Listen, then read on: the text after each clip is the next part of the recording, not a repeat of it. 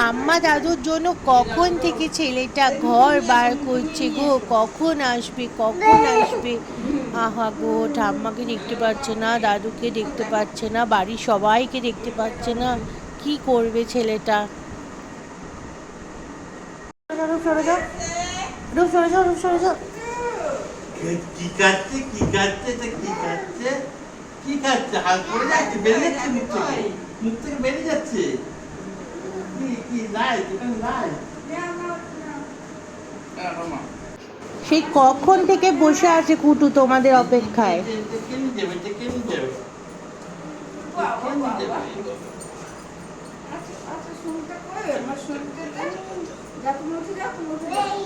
আরে তুমি ওঠো না, রাখো এটা।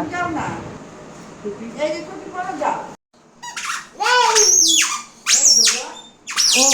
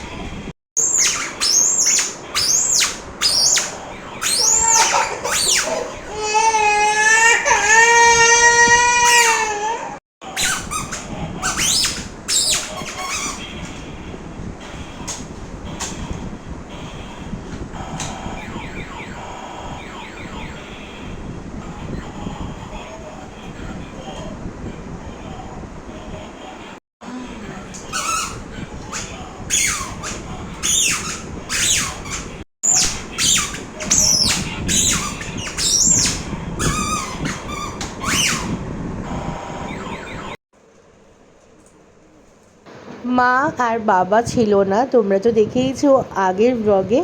আর ওরা চলে এসছে, আজকে রাতে রান্না করিনি, আজকে রাতের বেলা খাবার নিয়ে এসেছিলাম, তো সবাই মিলে অনেক আনন্দ করে খাবার খেয়েছি। আর তোমরা দেখতে পাচ্ছ কুটুস কত আনন্দ পেয়েছে ঠাম্মা দাদুকে 2 দিন পর দেখে।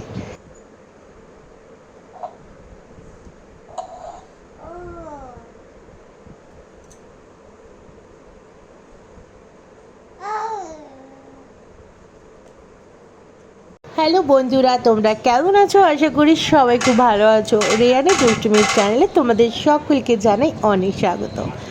এখন সকাল হয়ে গেছে, আর কালকে রাতের ভিডিও তো তোমরা দেখতেই পেলে। কুটুস ঠাম্মা দাদুকে পেয়ে কতটা আনন্দ পেয়েছে। আর দাদু এখন কুটুসের জন্য একটা দারুণ খেলনা নিয়ে এসছে, যেটা আমাদের ছোট্টবেলায় আমরা খেলতাম। আগে যখন রথের মেলায় যেতাম তখন আমরা এই একটা করে গাড়ি কিনেই আনতাম। অনেক দিন পর এই খেলনাটা দেখে আমি কিন্তু খুব আনন্দ পেয়েছি। আর তোমাদের কার কার মনে পড়ছে এই খেলনাটা দেখে ছোটোবেলার কথা? আমার কিন্তু ভীষণভাবে মনে পড়ছে। আর দেখো কুটু সেই খেলনাটা দেখে কিন্তু আনন্দই পেয়েছে। না না, আনন্দ পায়নি, ও ভয় পাচ্ছে। তো এখন কুটুসকে নিয়ে আমি চলে এসেছি ডক্টরের কাছে। কি হয়েছে বলো তো? কুটুসের একটু ডান চোখে একটা হালকা সমস্যা হয়েছে। সমস্যা বলতে চোখটা দেখছি কিছুদিন ধরে একটু রেড হচ্ছে। তো সেটা কি থেকে হচ্ছে, তাই জন্য ডক্টর দেখাতে চলে এসেছি। আর দেখতেই পাচ্ছ ডক্টরের কাছে এসে কুটুস কীরকম করছে। আর একটা কথা বলি, বাচ্চাদের কিছু হলে সেটা ফেলে রাখা উচিত না আমার মতে।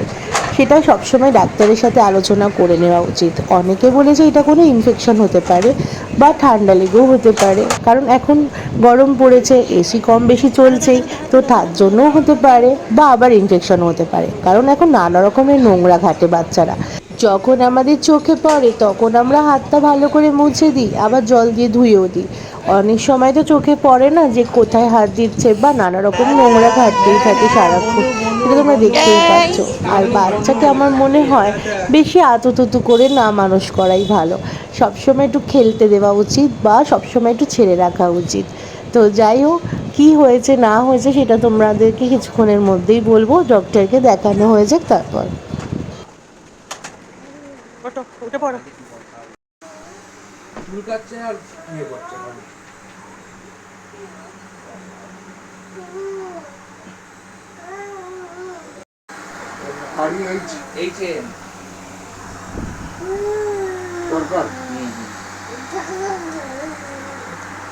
এবার বলি কুটুসের কি হয়েছে। প্রথম হচ্ছে একটা সমস্যা, সেটা হচ্ছে কুটুসকে আমরা সবসময় ফোনটা দেখাচ্ছি, এটা আমাদের একটা ভুল হচ্ছে।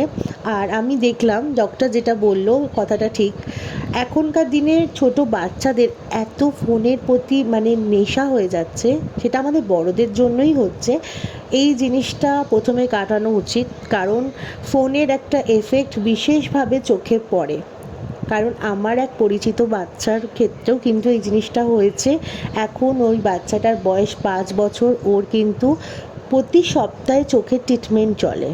তো এইটা নিয়ে সত্যি কুটুসের প্রতি আমার একটা ভয় একটা আছে, কারণ ও এখন প্রচণ্ড ফোনে নেশা হয়েছে। কারণ কারোর ফোন পেলেই ও আগে কার্টুন দেখতে বায়না করে, কার্টুন দেখার জন্য। তো এটা প্রত্যেকটা বাচ্চাই করে, কুটুসও সেটা করছে। তো প্রথমেই বললাম এটা আমাদের একটা বড় ভুল। তো আমি এটাই ভেবেছিলাম যে কার্টুন দেখার জন্য হয়তো বা ফোনের জন্যই হয়তো হচ্ছে চোখের এই সমস্যা, কিন্তু না, ডক্টর বলল ও কোনো মানে নোংরা ঘেঁটে সেই চোখটা মানে সেই হাতটা চোখে দিয়ে ফেলেছে। তো সেটার কারণেই চোখে একটা ইনফেকশন হয়েছে, তো একটা ড্রপ দিয়েছে, বলছে ভয়ের কিছু নেই, এটা সাধারণত বাচ্চাদের হয়েই থাকে। তো সেই ড্রপটা চোখে দিলে বললো 1-2 দিনে সেরে যাবে। কিন্তু আমি আমার বাড়িতেও তো ছোটো বাচ্চা আছে, আমরা এখন চেষ্টা করছি কুটুসকে ফোনটা না দিয়ে ওর সাথে খেলা করার, ওর সাথে সময়টা কাটানোর। কিন্তু যতই খেলতে যাচ্ছি খেলনা নিয়ে বা ওর সাথে খেলার চেষ্টা করছি, কিছুতেই কিন্তু মানছে না, কারণ ওর ফোনের নেশাটা হয়েই গেছে। তো যাদের বাড়িতে ছোটো এরম বাচ্চা আছে, তোমরাও একটু চেষ্টা করো ফোন থেকে একটু দূরে রাখার। সবাই খুব ভালো থেকো, সুস্থ থেকো, দেখা হবে কালকে একটা নতুন ভিডিওর সাথে। ভিডিওটা ভালো লাগলে অবশ্যই এটা লাইক, কমেন্ট, শেয়ার করো আর আমাদের চ্যানেলটাকে সাবস্ক্রাইব করো। টাটা।